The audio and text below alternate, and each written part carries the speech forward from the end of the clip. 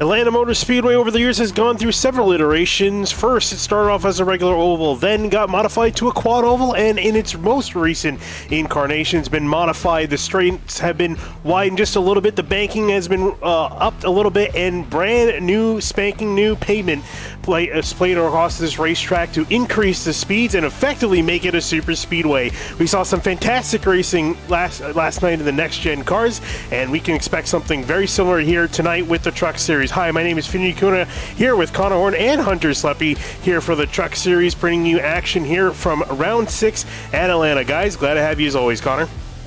Yeah, I'm glad to be here as well. This is pretty wild. First race I'm going to watch with this new Atlanta Super Speedway. I've raced an official, but I haven't watched anything happen. So I haven't even seen any of the trucks ever race here. So this is going to be very interesting. Not as fast as the next-gen cars, topping off maybe about 185, 190 down the straights, but it's going to be non-stop action all night, no doubt about it. And there's going to be so much to follow tonight, Hunter.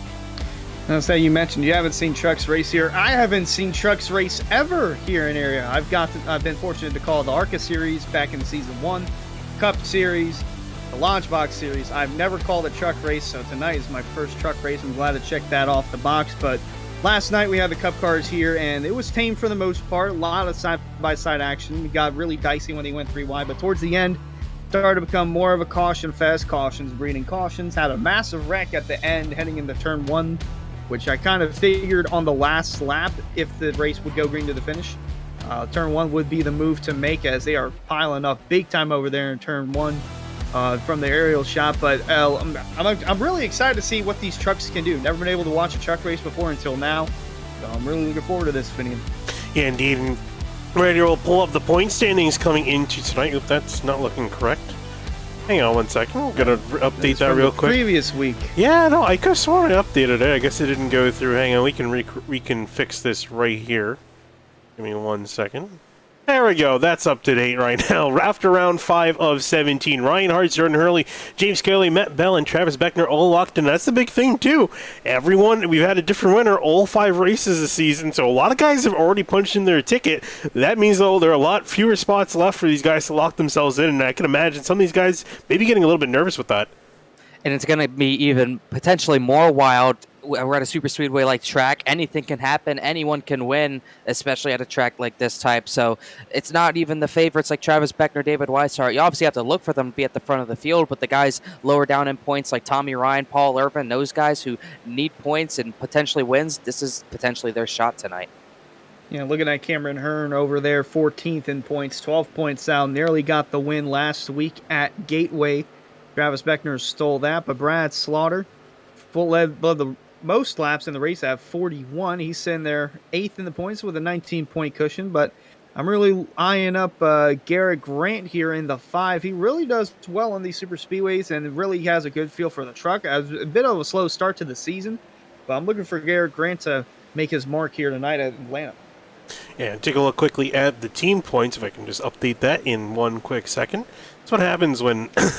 Oh, that's not looking correct. What is going on? Oh, is this correct?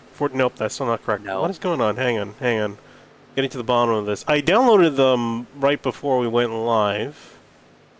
Why it's not correct? Okay, this is correct, but really small for some reason. So I'll expand that out a little bit. There we go. Make it visible. Don't know why.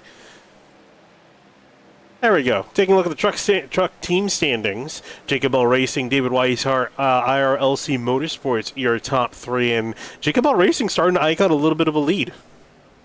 Yeah, definitely a good lead for them so far. And the only team to have more than one winner, no drivers, but the team itself has more winners. David Weishart Racing, really solid for them to be in second place with no win. Sky Motorsports, Darnell Racing down there. A few teams trying to pick it up, but like I said, impressed by DWR to be there with no wins, and they've been so close in the Truck Series as well as the Lodge Box Series on Thursdays. They've been so close.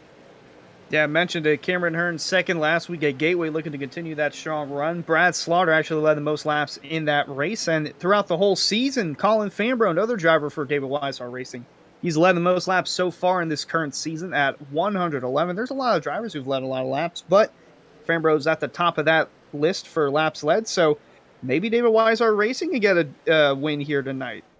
Yeah, Colin Farrell right now in the number 18, 18th in the timesheets. But, you know, as we've seen many times in the past, timesheets don't really mean a whole lot when it comes to super speedway racing. That being said, except for qualifying may or may not be a little bit important. It was, I would say, relatively important last night with the next gen cars. They had a bit of trouble trying to pass one another around here. But Connor, how do we think the trucks are going to perform? Obviously, a different type, the different super speedway package to the next gen cars. So how are they going to perform around here? Do you think it's going to be similar, a little bit tough passing, or do you think we may see these guys have an easier time?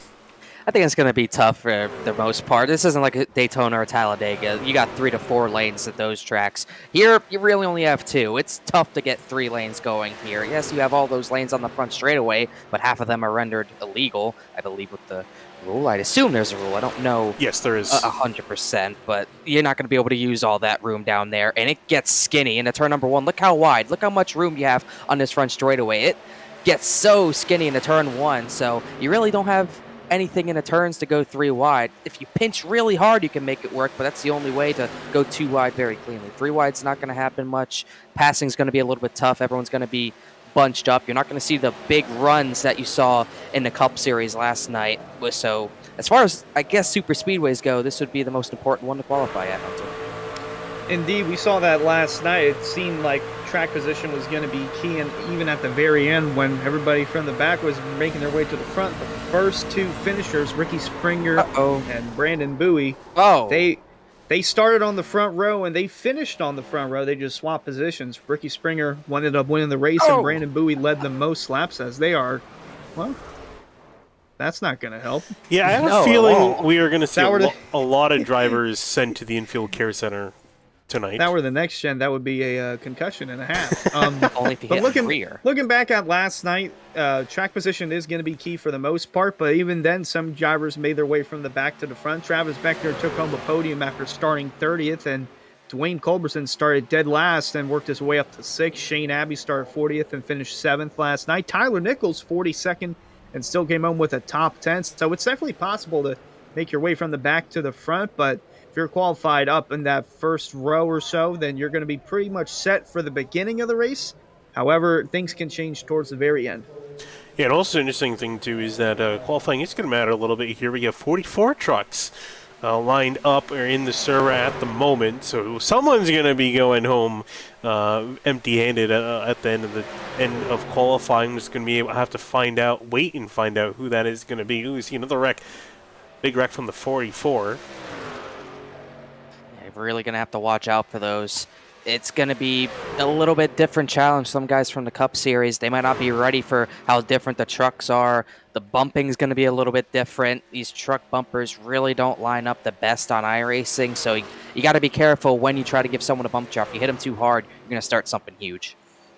Yeah, and you mentioned that there's going to be a driver going home tonight. We got 44 cars here, open drivers to keep an eye out for are Bryce Senesac, David Weishart, Ryan Swan, Rafe Slate, Colin Fern, Justin Munsell, Alex Weaver, Aaron Reed, Kyle Sieg, and Michael Leip. Those are the open drivers that we'll be keeping an eye on in this qualifying session coming up.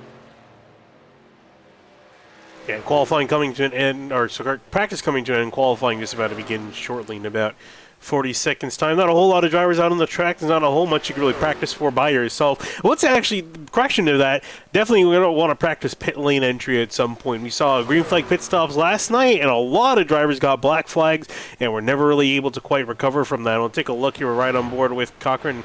Actually, he's coming down to pit lane now. He's slowing down much earlier than you would expect to, but it is a treacherous pit lane to get onto. It's going to be, but how early can you start coming down to pit lane? It's going to be tough if you're in a pack. Say Cochran's in a pack and he's not the last one in line. He's trying to pit. He better make sure to let everyone know, or else he's going to get ran over and it's going to create a huge incident. It is so tough to get the pit road at Atlanta. It was already difficult before it was a super speedway. Now it's harder than ever. Yeah, even more difficult, especially with how tight everything is. If the car behind you on the bottom doesn't get the memo that you're pitting and it just runs you over, then that's going to be a recipe for disaster. So hopefully we avoid that tonight, and qualifying's about to get underway. And race fans, be sure to subscribe to the Area iRacing Twitch channel. For only $5 a month, you can watch all area broadcasts commercial free. And you can also use new Area iRacing emotes down in the chat. And as a subscriber, you'll earn double points.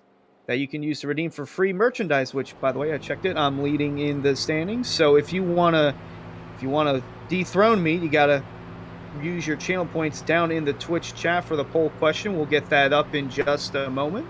So we got one driver on the racetrack, and I believe that is the 7 of James Scioli for Sci-Fi Racing. Off to a very slow start. You just saw there 93 miles an hour just kind of meandering around the track. And this is something similar we've been seeing, is that a lot of guys have been taking the first lap fairly calm, not wearing the tires, not pushing their equipment, and then going to go hard the second lap or not. James Scioli is actually going to stop. Yeah, I don't really know of a strategy. I don't know how to qualify a super speedway because usually I don't qualify for it because I like being in the back. But this track, you don't really want to be in the back, so we'll see if he goes back out there. Matthew Cochran's going around among other drivers. Trying to see who else is going around. It's Brad Slaughter Jr., who's running the top lane. He's going to get that top lane, get the run off the corner so he can get a better send-off into turn number 1 for his money lap. Yeah, and funny enough, last night the hometown hero, well, not hometown hero, well, home track for Ricky Springer was Atlanta, and he ended up winning that. Brad Slaughter, this is also his home track. Jordan Martin as well. I know those two are in tonight's race. I'm not sure if we have any other drivers that are from Georgia that are racing tonight at their home track, but definitely keep an eye on Brad Slaughter. He has had pretty much a lot of success here. He was up front for the most part last night in the Cup race, and Jordan Martin also had a good shot at the very end before getting caught up in a wreck, and he was fastest in practice, in his truck practice, well, before qualifying, and now Brad Slaughter currently fastest on the board. Top time for Brad Slaughter, although only a few guys have put down time, still waiting on everyone else to get a time down. Colin Fambro going out there on the track. James Scioli finally getting back out on the track. Danny Ware in the 00, ripping around the top lane, building up momentum. He's getting ready to put down his first time. Tom Bourne in the 16, rocking around the bottom for his time lap. And that beautiful green, white, and black Simrap Market truck as he comes flying across the line, down below the line, totally legal for qualifying at least, and we'll be up into second place. Solid lap, not much to it. Hold it wide open and hold a pretty line. Got to do it better than everyone else though, and Brad Slaughter Jr. has done a great job of that. Still at the top of the board. Trying to see other drivers going out. Scioli is finally picking up the speed. His lap 1 won't be fast, obviously, but it's finally getting going. And a Sogak on track in the 88. Try to look at the 56 here. AJ Roderick going through turns 3 and 4 for his money lap. You're in a 32.467, which put him in the 8th position. We'll come down to the line now, see how much faster he can go with 3.77. That'll put him about 5th for the time being. And just dropped in the Twitch chat, the poll for tonight is, will we see a new winner tonight? So the previous winners, and as mentioned, we've had up to this date 5 races. We've had a different winner every 5 races. So it's been Ryan Hartz, Jordan Hurley, James Scioli, Matthew Bell, and Travis Beckner. So you can bet with exclamation point bet, and then the word yes or no, wagers as little as 10 channel points or up to 10,000. I believe we'll have a new winner tonight. Who that is, I'm not sure. But here is the 7 of Scioli coming across the stripe. As mentioned, he is a winner this season, and he's looking to add another win to the season as he's currently P1. Yeah, really solid job by the number 7 truck getting it done there. David Weishart in the 33. We talked about his team not getting a win so far this season, but doing very well in the team standings. See, they can try to get that first win in the season here. Let's see what Weishart can do. Wasn't a huge factor last night. Hung around just about the top 10 in the race. Qualifying, though, Weishart up into 4th. Solid qualifying effort for him. Eric Wineland also doing a solid job, up into 5th for him. Is still trying to look at the open drivers, but it's so hard to follow 44 different trucks. Rafe Slate, excuse me. He's starting his first lap, going around the inside. 08 machine, not too bad in practice, but I like looking at the time difference from in the draft and not in the draft. The best time is out of the draft is a 32.3, while if you're in the pack, you're running about 2 seconds faster, so you have to stay with the pack. You cannot lay back, or else you're going to get lapped in about 20 laps time. Yeah, we saw lap traffic play a little bit of a factor in the previous race last night for the Cup Series, and Rafe Slate in the 08, he had a pretty good car. Even though he was caught up in multiple wrecks, he still found his way towards the top 10, but then at the very end got caught up in another wreck. didn't get the finish that he wanted, so currently 24th quickest on his first lap. We'll see what he can do on his second lap, but looking for a big bounce back from the 08 tonight. Yeah, ripping the bottom lane, as pretty much everyone has been doing, fastest way around. And then cutting the apron on the front straightaway for the 0-8 of race late. Can he elevate himself from 24th? Should be able to. Only up to 20th. Not a particularly good qualifying effort for the 0-8. He's going to have to do better in the race. Hopefully. And Cameron Hearn, here's an interesting thing. He's on lap 2, and he's not set a time, and he's sitting in the pits. So Hearn's going to be starting from the back. Yeah, I don't know. I went to the replay. He was going backwards, so he didn't really feel like putting a fast time down. Doesn't feel like he needs to be at the front for starting. So clear to see that his strategy is probably just going to be to lay back for a while. Yep, Cameron Hearn, another driver from Georgia, looking to get a win on his home track, along with Rafe Slade as well. Bryce Senesac in the 09. Didn't have a good night last night. Gonna want to bounce back here tonight, and pretty solid lap time there for lap number 2 for the 09. P8 for Bryce Senesac. Yeah, he was also not happy in the chat at the end of the race, to the point where the admins had to politely mute him, because he had some very choice words to say. I think he got involved in the mayhem that occurred on the last lap. I know that, so like you said, hopefully he's going to hope for something better. Beckner just come across the line. 5th fastest so far in the 28. Again, Area 500 winner. Finished very well last night. I believe finished in 3rd, if my memory serves me correct. And I hope it does, because that was literally last night. Yes, he finished 3rd last night, and finished 3rd last night. Maybe he'll finish 2nd tonight, and then 1st on Thursday night. Tommy Ryan going to come across in up to 1st in the 99 machine. And remember the Ryan siblings, if I'm not mistaken? Tommy, Jeff Ryan? Okay. Just wanted to double check that before I said that wrong. But both the Ryans doing very well at Daytona, and that entire team actually did very well at Daytona. So here they are back near the top. At least one of them. Jeff Ryan, though, in 37, only back in 26. So they're going to have to find each other at some point during this race. And no one else really out on the track. Chris Seidenfeiden's rolling now. He doesn't have a whole lot of time to get going. Should have enough time to get 2 laps in, though. Trying to look at the open drivers. I could obviously be wrong, but if I am correct, I think the slowest one is Aaron Reed, the 15 machine, in 27th. So right now, I'm trying to see if any open drivers haven't gone out there, but if I am correct, Aaron Reed would be the one going home, unfortunately. Yeah, I think you're right. I'm trying to see if anyone else... Amongst those that have put out a time, I don't know if any of the other open drivers have put down a time. A few of them aren't here, like Colin Firth and Kyle Sieg. Justin Munsel's not here. The Crumble Cookie Truck isn't here this week either. Intriguing.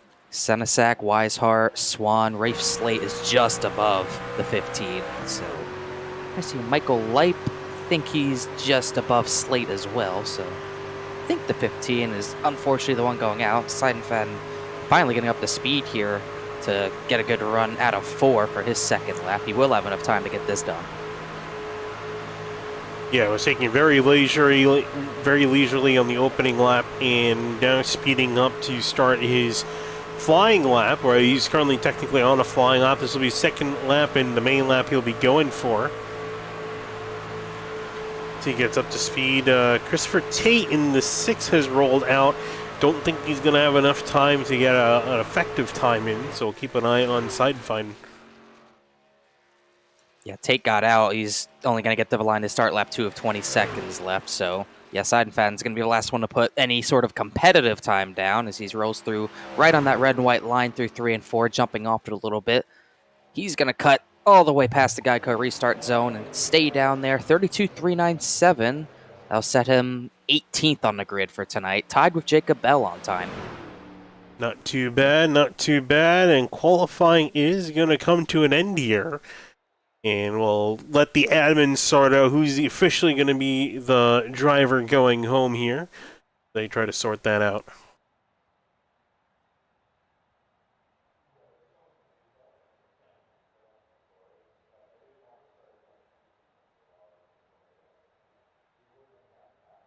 Well, one thing I wanted to ask you, Connor, is coming into tonight, we saw last night too. Tires, big thing. Well, guys varying out the tires quite a bit. We saw one driver attempt to stay out on older tires, and he paid the price, drop all the way back from the lead, back to 40th in about 20 laps time. For the trucks, is it going to be that severe? Is it going to be that significant? I don't think it's going to be as bad, but I still think they're going to matter. Once again, comparing it to the Daytona and Dega, they don't matter there. But this track, with the high speeds, the high banks, cars and trucks, the trucks specifically, they don't take it as badly. But the next gens and Xfinity cars, I think we're going to see a lot of wear from those on Thursday, the Xfinity cars. But the trucks won't be as bad. You might see more people risk staying out, but you are still going to have to try to keep your tires on the thing tonight.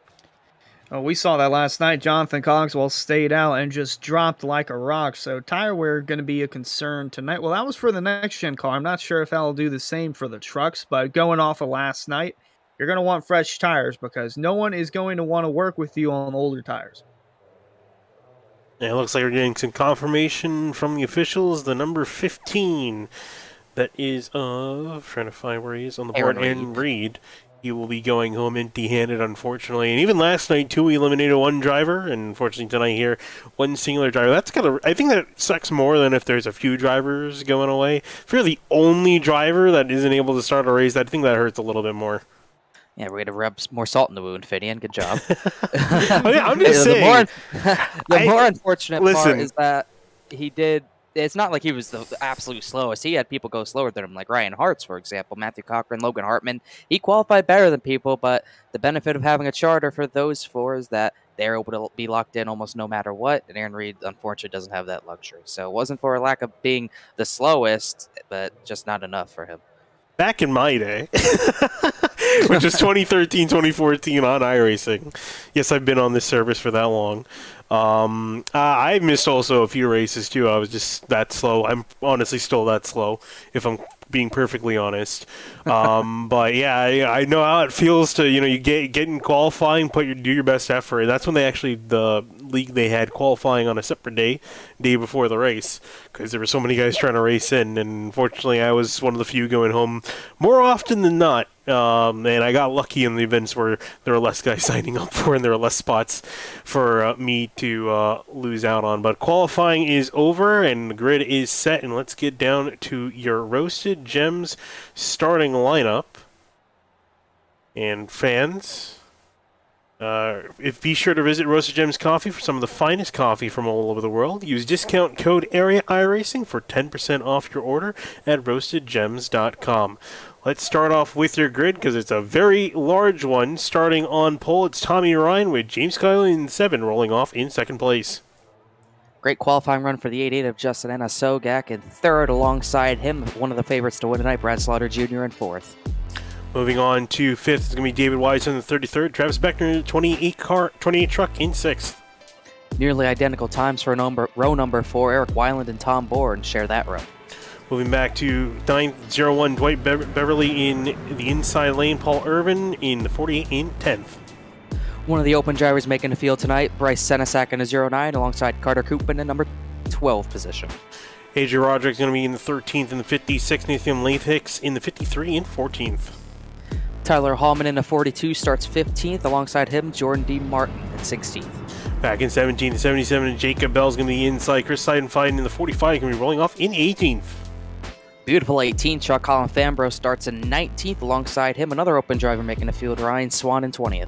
We're going to quickly kind of go through the rest of your field here, going across the bottom of your screen because there's so many trucks. That's been the tough thing this season for these guys. There have been so many people showing up for these races. We can't even get through them all on the pace lap.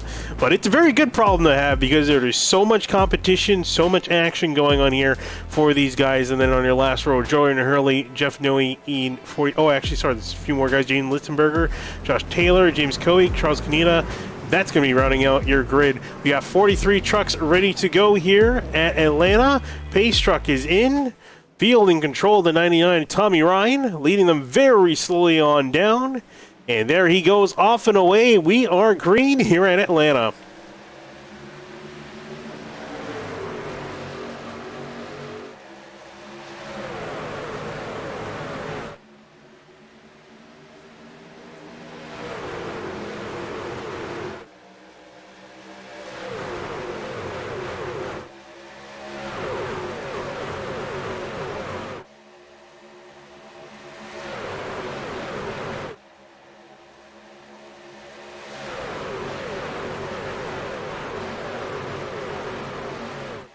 Lap number 1 complete, and they're pretty much as they started, but James Scully's got a big run on that outside lane. Brad Slaughter right in behind him.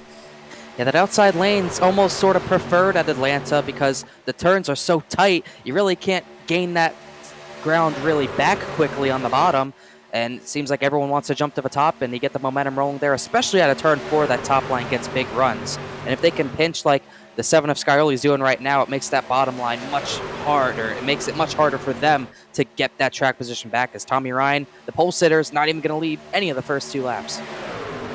Almost led it there, but he's got Anna Sogak on the bottom.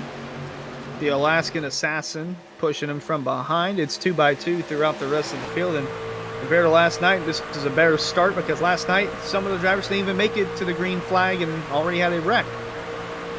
Yeah, we saw quite a few incidents where guys were trying to gain the start, get a little bit of an advantage, and some beating and banging and accordion effect, and causing incidents, as you mentioned, coming to their start and restarts afterwards. Though very clean start for these guys so far. No incidents to report of at the moment, but everyone going so far solid double file. I mean, obviously, though, the big question is when are they going to stop going double file?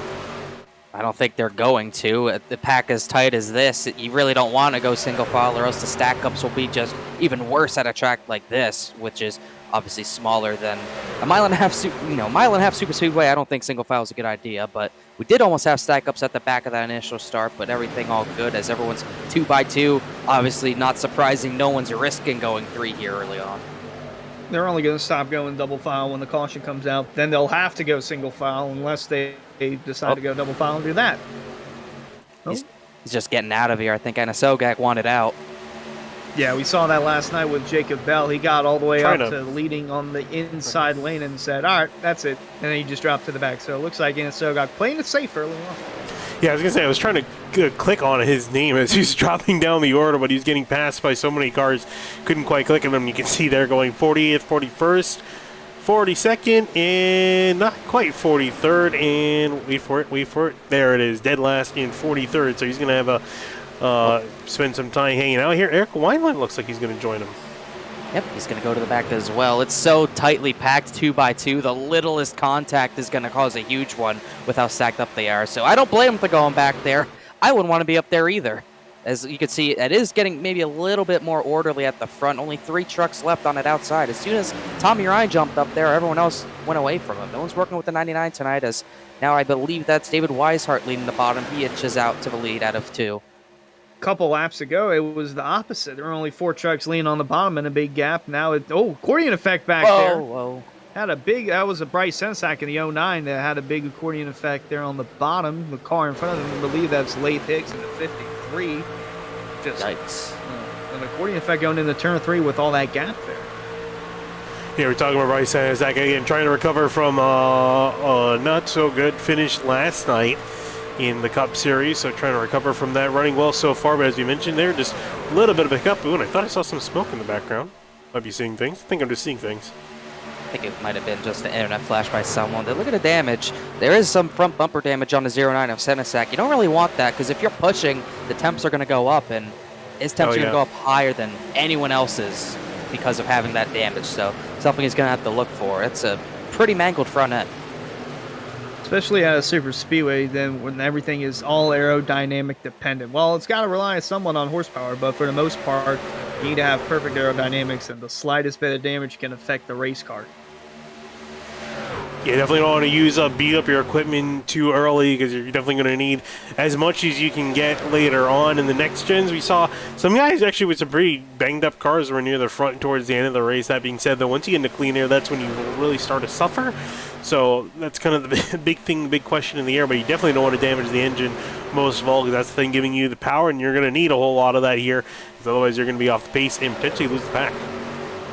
I don't think I've ever seen a 2x2 pack this deep. It goes all the way back to, I think, like 25th or something like that. It's pretty crazy. The first single file driver is Chris Seidenfaden, and he's about 23rd. And then after him, you see all the drivers kind of laying back, spread out. Field's kind of split 50-50 on drivers staying in the pack and drivers just wanting to get the heck out of there. Very end of it is now Michael Light actually Michael Lipe is he's the one actually having internet flashes, and that's why he's Whoa, almost whoa, dropping whoa, off whoa, the we're back. almost had a wreck right there. Almost had a wreck right there. I think that was Wow. Beckner that tried to get up in line. It was either him or Carter Coop that went from the bottom to the top, and it nearly created a massive crash. They're still trying to get O'Gorian.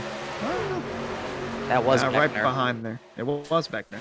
Take a look at your SimRat market replay there to see what happened off of turn 2. And this is Beckner trying to clear aggressively off the corner. And some might argue that might be a little bit too early for that. Way too early.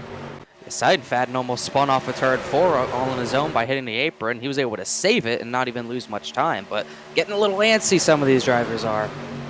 That happened a couple times last night in turn 2, where drivers would just get too close to that apron, and then on corner exit, their car would just merge down closer towards the inside wall. They wouldn't spin out.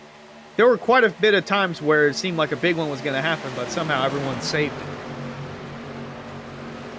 Yeah, that's a big thing too. Is we did see a lot of saves from drivers. We'll see if this tonight, if that's any different. We see a lot of saves, or a lot of guys. Bennett did see in practice of the wrecks that were very violent compared to the next gen. I don't know if those cars, again, just the way they absorb energy. But the next gen is Scioli having some handling issues. You saw there a little bit of a wiggle from the 7 truck, and I'm kind of surprised we're only in lap 13.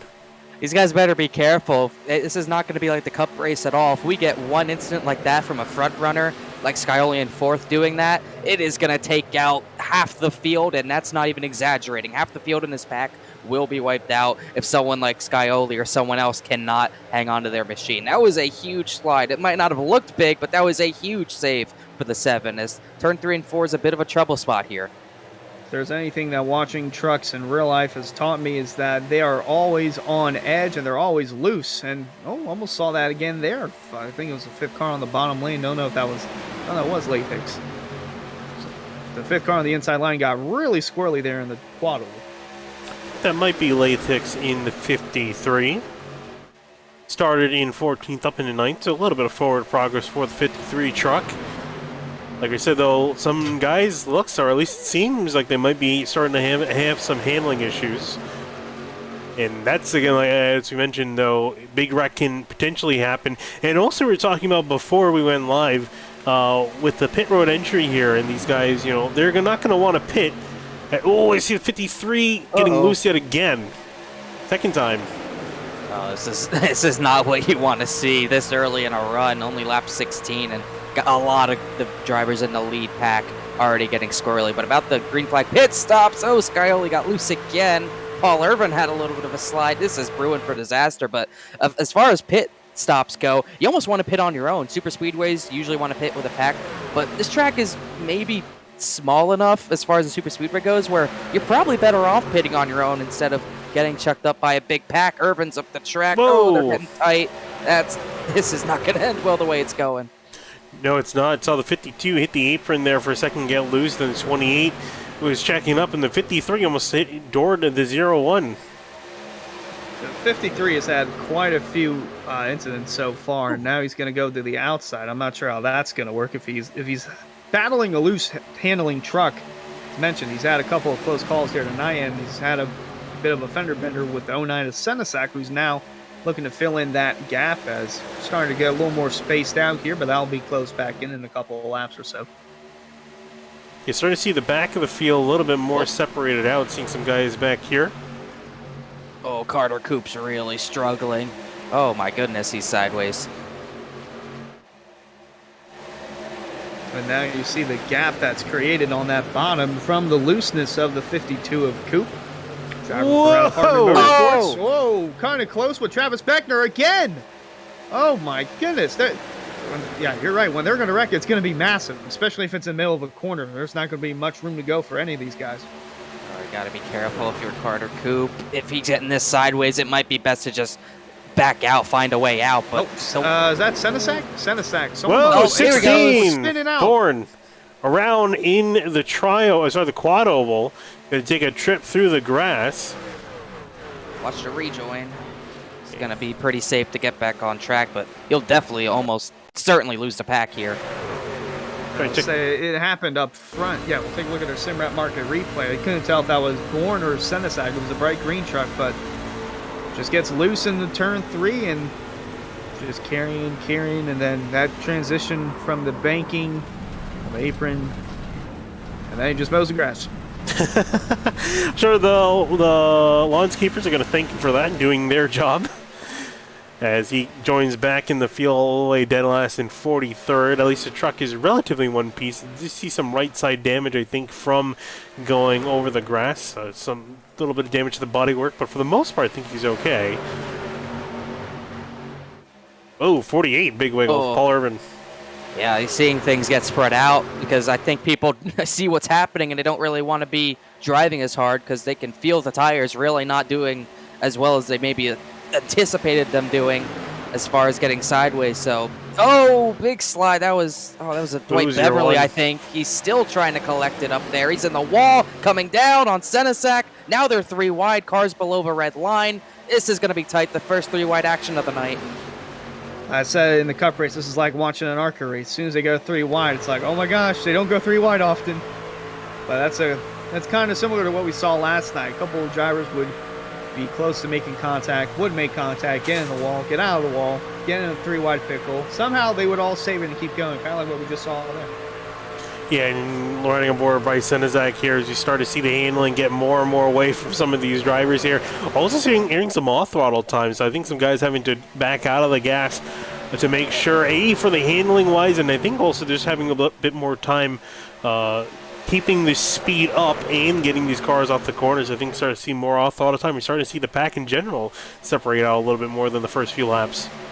The bottom line's the most separated. Weishart's still getting a great push. They're still surging ahead of Scioli and Tommy Ryan on the top, with Paul Irvin pushing Weishart, but definitely getting more spread out. These lines are not as tight packed as they were the first 15 laps. Everyone really trying to focus on just not wrecking and trying to hopefully make it to a set of green flag pit stops.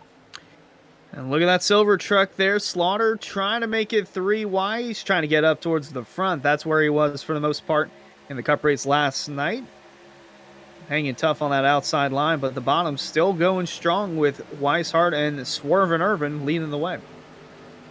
Yeah, Paul Swervin' Irvin, we saw him almost swerving a little bit too much earlier on. Started in 10th, up into 2nd place at the moment. 3 Gonna wide. look to the inside of David Weishart. 3 wide, Scully on the outside into turn 3. Can they keep it going? Oh, Weishart a little bit loose, almost turned it around. He was able to just hang on. Scully and Ryan now stuck on the top side. That's pretty aggressive for going 3 wide on lap 25 with 100 to go, but Whoa. Irvin made the move really sideways over the transition. That's not going to work out for him, and Weishart's going to be laughing as he sees him dropping back a little bit further in that bottom line. You know what? That was the best thing that could have happened because I couldn't see them go 3 wide into that corner. It wasn't going to be pretty if they were 3 wide. So it was actually a blessing in disguise there for the 48 of Irvin and for the rest of the field. But now we have a 3-truck breakaway up front. Geierly, Weishart, and Slaughter leading the way on the bottom. And then the next side-by-side battle is Ryan on the outside and Swervin' Irvin on the inside. Yeah, a little bit of a dissipation here from the front after few near misses. Also just wanted to look through the order. We're talking about passing potentially being difficult. All that to the 0-8 of Ray Slate. Started in 26. Cut his deficit in half to the front. Up 13 spots into 13. P13. So he's doing a really solid job just riding the bottom lane at the moment. Trying to get his way forward after a mediocre qualifying effort. Not too many moving on faster than him. Jeff Ryan's up 9 spots. Jeffrey Wilson 5. James Shane Wolf was up 10. So Colin Fambro's up 8 spots to 11. So a few drivers making their way to the front, while other drivers like the 88 and a Sogak drop to the rear. As we're starting to see the leaders, instead of being 2x2 at the front, we're starting to see that top line start to form a little bit more as 3 cars for the most part, 2.5 maybe, clear at the top line. Scioli, Weishart, and Brad Slaughter Jr., who's fighting with Paul Irvin now. I think it's only a matter of time before Slaughter comes down to make a move. We saw him do that a couple of times. Get enough of a breakaway out to where he can drop down low, make a move, have the run, and then have the inside line push him further. It's not going to be there just yet. Still a 2-car breakaway. Irvin holding his own on the bottom. Now here comes the 33 of Weishart looking to the inside for the lead. Weishart wants the lead back. Going to try to have it with Paul Irvin in the back pushing him. Ooh, Brad Slaughter. I'm not sure that was a wiggle or if he was actually trying to think about getting to the bottom lane, and he's going to be wiggling some more off the final corner. I think he wanted to get there, but it was just too difficult for the truck to make it there, as instead he gets back in line, gets it gathered up, shoves Scioli into the corner, maybe faster than he wants to go, as they look to get a little bit of a run at it too. Weishart to the bottom. Is he going to go back to the top? He thought about it, but he's going to stay down for now. That bottom still spaced out quite a bit. Now they're trying to fill in the gap there. AJ Roderick on the third position on the bottom, trying to stay inside the top 5, but that outside line coming strong. James Scioli being pushed by Brad Slaughter. Dead even head into 1. Already a fourth of this race has been completed. Still got 3/4 left. 90 laps left to go for these drivers. Still clean and green. Have not lost a single driver. All 43 drivers still running around here on the track, although some have lost the field. Guys like Tom Board. Actually, pretty much just Tom Bourne. We have this little pack that's kind of separated. The 26, James Coey, Kaneda in the 44, the 4, and James Litzenberger in the 95. And actually, since we got James Litzenberger out here, I wanted to just mention something interesting that was pointed out to me by the admins. This is Litzenberger's first race of the season. Initially formed a team with Anna Sogak, and that was due to his home being significantly damaged from Hurricane Ian before race 1 of the season. So glad for him to finally get out here on the track. Unfortunately, at the moment, not the best of days. And actually, just want to report something real quick. See Leif Hicks in the 53, way slow. Yeah. Oh, wreck tri-oval. Yellow's out. Oh, and it's the big one here early on. Beckner around. There's Ryan Hart's around, calling Fambro, the 41. Cahill Holmes around. I heard you still see some more contact. 57 involved as well. Curious that was related. Yeah, curious if that was related to the 53 being slow, or could be a separate incident. Hicks scraped the wall in 3. This is trying to go 3 wide. And Beckner looked. Amber almost got up and over, but a huge hit. Trying to see who that was, who Beckner ran into, and then everyone else piles in. Hartz was just wrecking, trying to avoid it. It was the 01 of Dwight Beverly that was in the middle of that, or really what started that. Yeah, Dwight Beverly we'd seen him slide a lot, and Beckner might have wanted to get him out of there. Yeah, try to see if I can find Beverly on this list of cars. Still can tell me what place he's looking in. Okay, there he's still in 01. Oh, I was looking for the place. I was expecting to see him further back in the pack. Right on board here. You see, Beckner's trying to get him 3, and Beverly didn't think he was there. Beverly actually very lucky to only get what he got there, to be honest, as the field comes down to pit road. As unfortunately everyone other than Beverly was kind of innocent bystanders. As you can see, the 01's been sliding for a few laps now, and I think Travis Beckner just didn't want to be a part of it. Shoots the middle, Beverly doesn't know it. And Colin Farrenbro really nowhere to go. Yeah, a few guys further back. Then they're all Arca breaking behind here. Ooh. Who runs into Ryan Hartz here? A few drivers come in flying. 57. Oh, yeah, you can see right there. 57 just came flying in there. Saw 2 of the 5 wide esports machines banged up as well. But pit stops, as you guys mentioned, underway and completed here. As you got the guys rolling off a pit lane. And the 99 not up near the top, trying to wait for all the sorting out to go through. Ryan's rolled off in 7th. Cochran's actually stayed out. Same thing with James Coey in the 24. Paul Irvin's going to be the one winning the race off of pit lane, followed by Weishart, Scioli, and Slaughter. I'm trying to go over and see who else was in the wreck. Khalil Holmes piled into it. Eric Weiland might have gotten damaged. That was Josh Taylor, like you said, the 57 who ran into Hearts. I think Jeff Ryan, Jeffrey Wilson, a few drivers. As we've seen before, it's tough to stop if the track's completely blocked. And even at a big quad oval like Atlanta with 10 wide lanes to avoid, it's not that easy, especially when the track gets blocked like that. No, it is not, especially when you're at essentially full throttle and then you're trying to get her woe down and 7 other trucks go spinning and essentially blocking the track. We saw that a couple of times on the backstretch, but lap 35, first caution of the night is out, and I want to give thanks to SimWrap Market, the replay sponsor. Fans, be sure to check out SimWrap Market for custom iRacing paint scheme templates that are simple to use and help you stay more focused on the racetrack. Go to simwrapmarket.com to find your iRacing template today. And seeing the field double file back up here, getting ready for the restart after the first caution of the race coming out. Take a look at your race recap real quick. 85 laps to go, first caution of the evening, and 3 leaders and 9 lead changes. I'm actually kind of surprised we only had 3 leaders, but again, it obviously only counts if you cross the line as the leader. And I guess that would be Paul Urban, Weishart, and I guess Ryan? Yes, that would be Tommy Ryan, who led a few laps, was at the front for majority, but it's still the front's filled with the guys who have been front runners. Paul Irvin is one of the better chargers, 10th to first to lead this race. Scioli's been at the front, Slaughter's been at the front. Eddie Roderick just made his way up there, so and Rafe Slate, the last open driver to make the field, is all the way up in 8th place, so good for those guys. Only one retirement. I think Josh Taylor's going to be the only one out of this race, as Jeffrey Wilson is as well, so make that 2 drivers out of the race, and the 25 machine on pit road. But for the most part, everyone's still going to be soldiering on. Still just about 40 trucks on track as Paul Irvin's about to take them to the green flag. Indeed. Still got 3 guys down in pit lane, so 40 guys will take the restart here. Pace truck off, field in control of the 48. Slowly approaching the line once more, and the flag is back in the air, and we are back green here in Atlanta.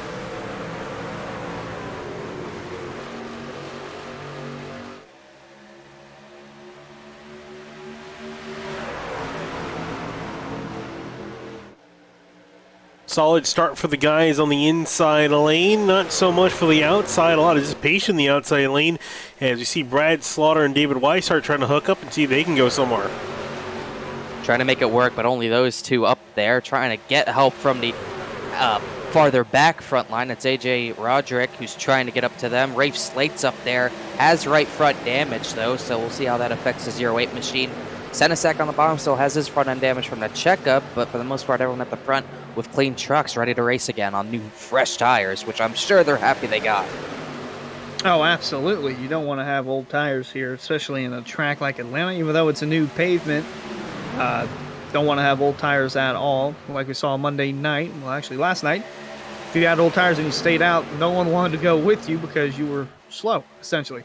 So that's not an issue for these guys up front as Paul Irvin holding on to the lead. James Oh, Scaglione. wrecking back, wrecking 1. Let's try and see who that is. Near the 20th place position. Cars on the apron. Looks like we're going to stay green. At least 2 trucks went to the apron there. I think one of them's Tom Bourne, who's just now getting back up on track. See what happened to him off into turn 1. Oh, wow. Got hip checked. Trying to see who that was. Matthew Bell, I think. Matthew Bell back avoided that. Is that the 01 again?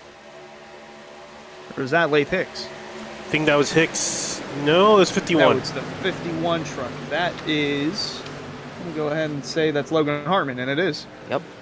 Yeah, Matthew Bell, you can see also spinning out in behind in the number 9 truck, so both of them off the pace. There is Bourne getting to pit lane, as I can imagine, after decent damage from that. Bell getting back up to pace, but up near the front, double file once again. Yeah, Logan Hartman. It's almost like he got loose in the dog leg, and it's really unfortunate. Bourne might pretty much end his day with a hard hit like that, but meanwhile, that's kind of split the pack up now after that incident. Now we only have about 21 trucks in this lead pack, and Shane Abbey leads the second pack, which is roughly 10 cars. So for the first time all night, we're kind of split almost evenly, not just on people laying back, but the packs in total. Yep, and there goes Anna Sogok in front of them. Around back in 23rd or 22nd. As up front, it's starting to get dicey. Indeed, it is. Come back up to that battle going on. Just about 20 trucks involved in this battle. James Scully back up near the front. I haven't seen a whole lot of him since the opening laps. The race has been a little bit more on the quiet side after the opening laps, and now is back up fighting near the top side. Weishart behind him.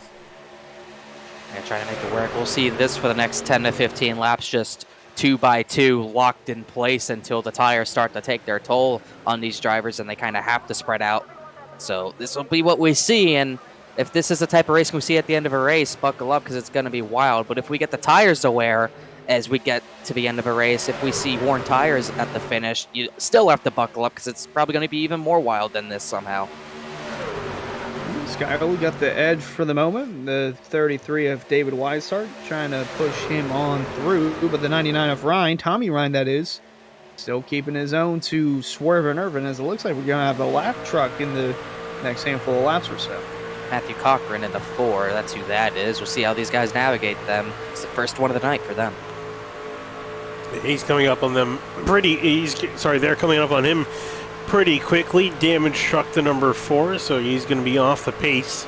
And that's going to be very intimidating, looking at the entire field staring you down. And curious to see where Cochran's going to go. He's going to stay to the inside or go to the outside. You would imagine he would go to the outside, but you never quite know with lap trucks. He's actually not damaged, so not sure what happened, but he is 36. The next driver to go a lap down is no damage. You might think about going to the bottom, but you really don't know what to do here. I don't even know what to do here as a lap car here. So he's sticking to the bottom. It looks like that's where he's going to go, so it's going to be a tight squeeze. Looks like Cochran's probably going to find a decent spot in the pack to stay with them, as it's going to get a little sideways as the 48's finally going to duck, and the Ford actually got perfect timing there to get the front straightaway to go to the apron, as he will let everyone by. Now, say you don't want to go 3 wide here. Whoa. That is the 09 of Senesac clipping the apron there. Getting a little squirrely there on the bottom. Was going to say, if you go 3 wide at any point during the corner, those drivers on the outside lane, whether it's the lap truck or that outside lane, if you're 3 wide on that outside, you're flirting with disaster. Because if you get in the wall and you're trying to swerve to get out of it, you might cause a wreck there. But almost saw a wreck on the inside with 09 of Senesac, as they are still slicing and dicing for the lead. Yeah, neither driver giving up. Well, now it's not so much Skyler's got a different partner to battle with. It's now Paul Irvin down on the bottom that he's duking out with. Tommy Ryan and Weishart in behind them. Then Brad Slaughter, Tyler Holman. Holman we haven't really talked a whole lot about at all. Started in 15th, is up 9 spots into 6th. He's slowly brought that 42 truck to the front, and he wants to play with the big guys. Yeah, he did a great job getting through the first incident of the night on the front straightaway, and he's been rewarded with a borderline top 5 running position for the time being, locked in place in a battle for P5 eternally with Brad Slaughter Jr., as they won't get spread out for a little while, but doing a great job getting through the field methodically for that 42 machine, as this is what we're going to see for most of the night, just locked in place, nothing you can do unless you're risking it at the very end to try to go 3 wide, but we won't see that for a long time, I believe. No, you won't see that until about 10 or I'd say maybe the earliest around 20 to go. As soon as we cross lap 100, then you're going to see more drivers making their moves. A lot more 3 wide action and a lot more aggressiveness. So this is kind of the calm before the storm, even though we're about to reach lap 50. Riding on board, the 19 of Ryan Swan had an up and down kind of night. Didn't really turn out the way it did that he wanted it to be for last night's Cup event. So he's currently running inside the top 15. Just getting a feel for the truck and not trying to get into any trouble just yet. Field approaching 2 lap trucks, and looks like they're going to take the top side in turns 1 and 2. That's Ryan Hart and Colin Fambro, the 3 and the 18 respectively. All them get on the wall, and looks like they will make it on through here and giving extra room just to make sure everyone makes it through in one piece.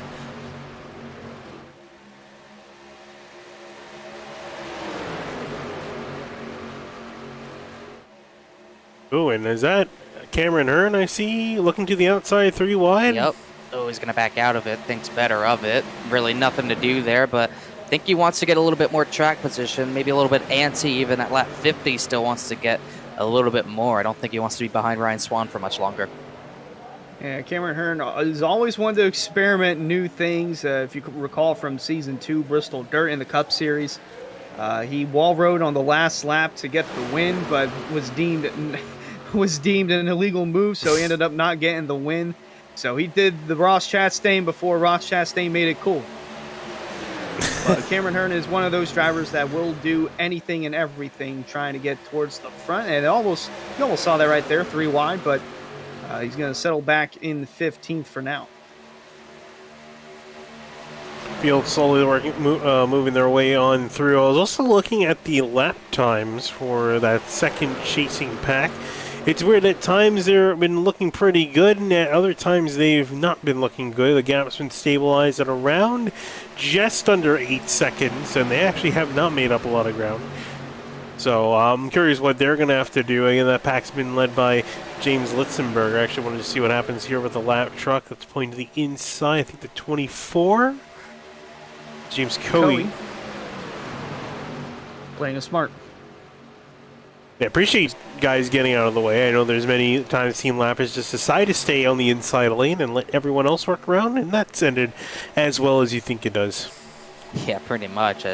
Since that pack got separated from the leaders, they were about 5 seconds back of 22nd place, 21st place Garrett Grant. Now it's about 8 seconds, so really not making any inroads. Litzenberger not leading the pack, but the pack is led by 2 people named James, so that's cool, I suppose. That's James Shainwolf in the 2, who is numerous laps down, 6 laps down, but with a clean race truck leading the pack. Not sure how he got 6 down and no incident, but regardless, he is leading this pack.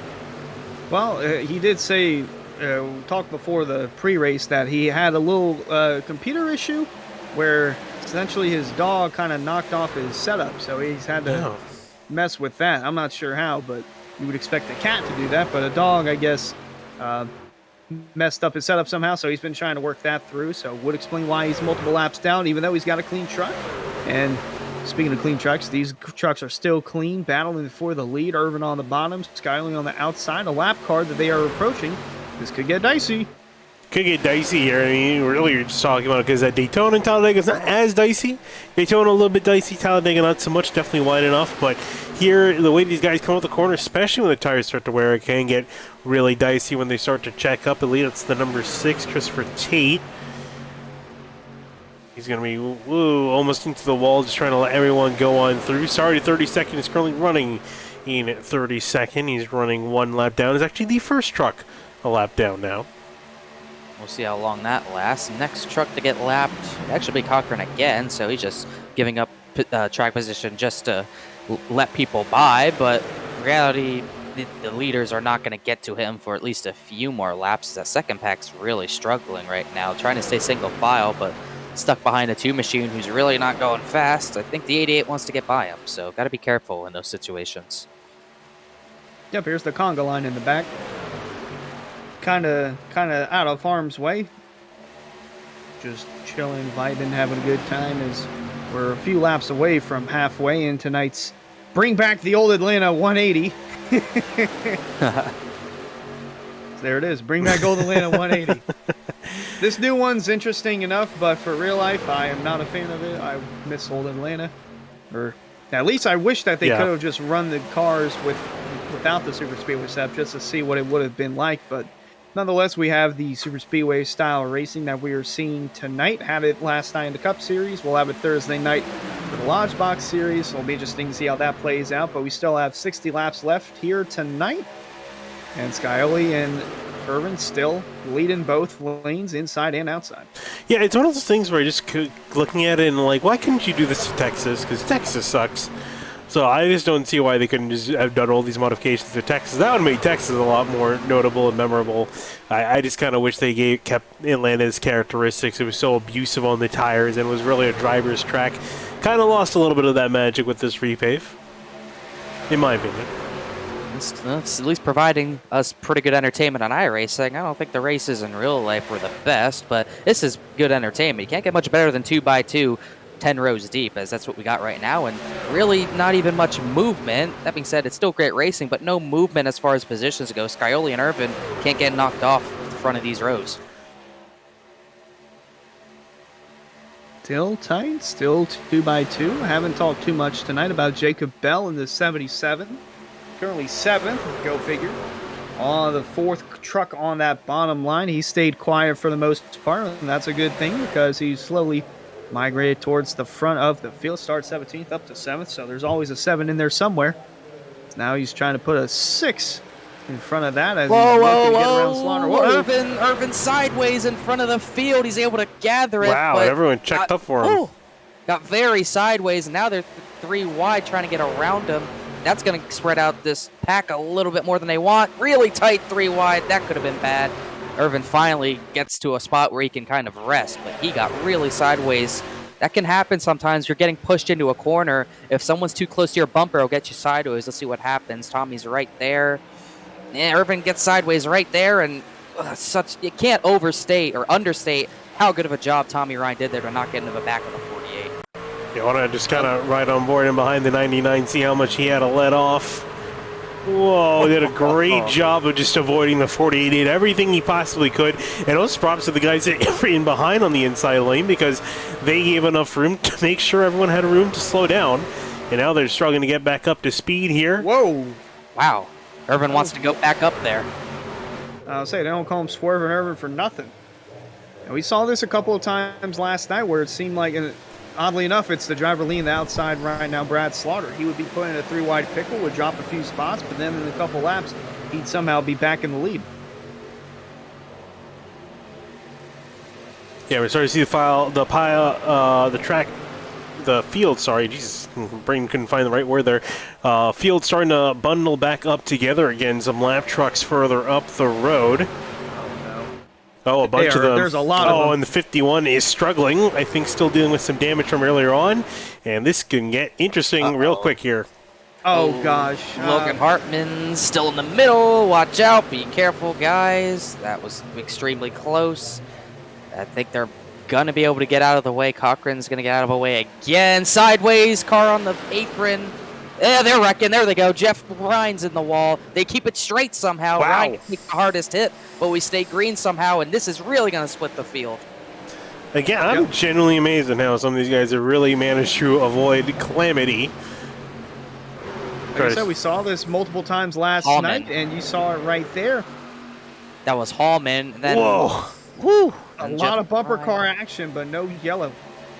Yeah, that was Hallman who got sideways. Bell got hit up the track. Cars in the wall trying to avoid. Huge stack up. 3 into the wall. And I don't know how they all kept it straight, but now the challenge after that, you got to gather yourself back up and catch the lead pack again. Yeah, just look how separated this has left the entirety of the pack. So here's the leading group here. The top, I think, 8 drivers. Last tail end is 56 AJ Roderick. Then a little bit further back, there's Jacob Bell, Ray Slate, Cameron Hearn.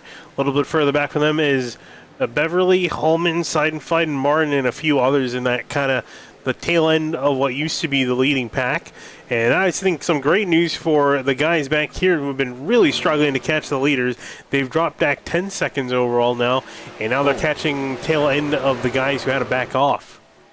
Yeah, that might help them out big time if they can just leech on to them if those guys can't get up there, but they still have a little ways to go. They didn't get quite enough. If that could happen again, they'd be in good shape, but I don't see that happening unless they do catch that lead pack again. And I don't think they're going to get away with what they did off the turn 2 again.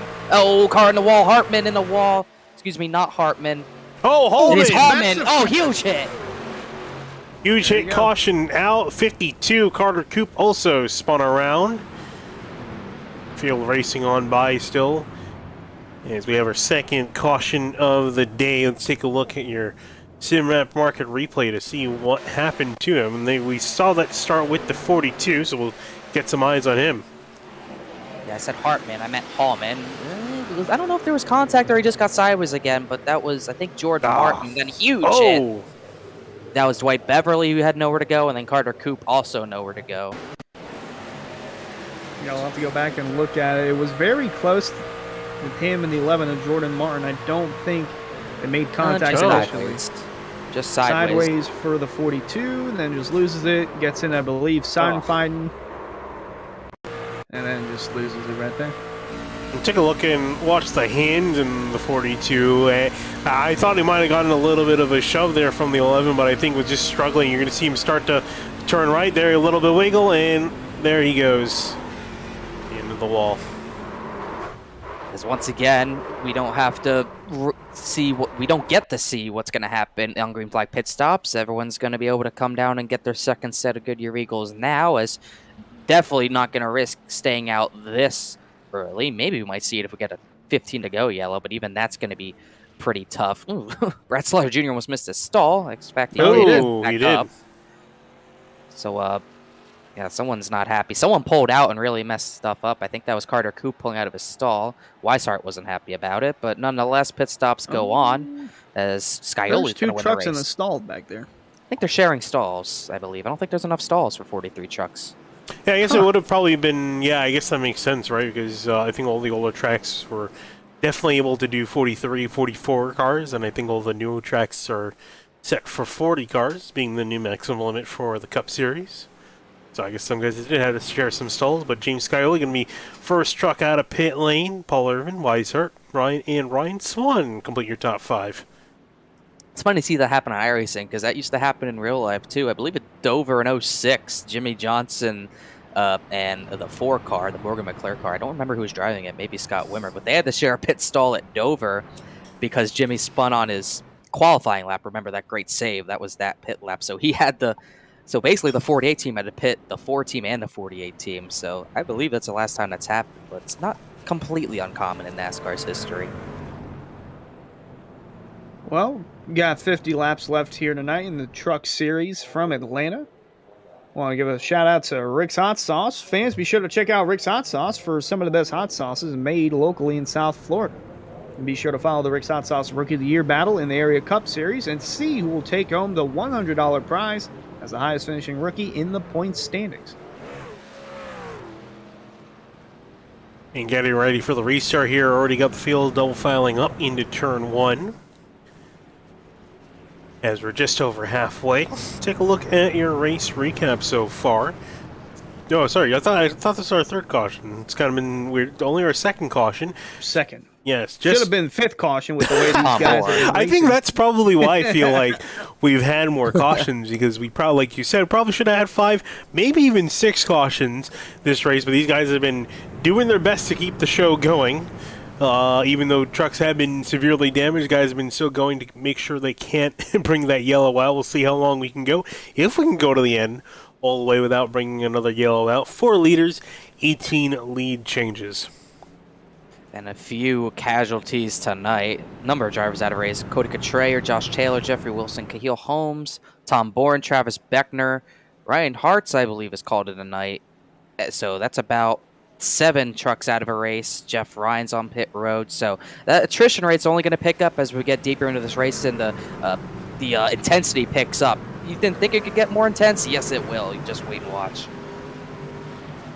See what these guys are going to bring to the table here. James Scioli leading the field down to the starting line. And there it is. Green flag back in the air and a great start for the number 7.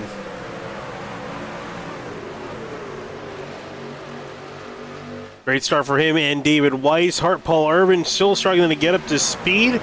Ryan Swan using the opportunity to get by on the inside. He's up into 3rd. Will he jump to the top lane to clear Irvin? No, he'll stay down low.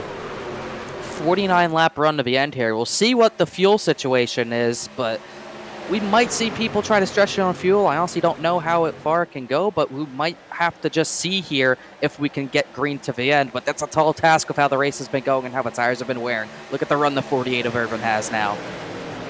Yeah, I don't think fuel will be an issue. We'll have another yellow before then with the way the aggression level was last night. Wouldn't surprise me if it carries into tonight in the next 50 laps or so. I'd say around lap 100, right around 20 to go is when you're going to start to see more slicing and dicing. That'll lead to more and more crashing. Yeah, we'll see how much that increases. It's already arguably starting to increase near the front here. Irvin and Scioli not giving each other a whole lot of room through 3 and 4. Everyone trying to side draft off of one another, get whatever advantage they can get.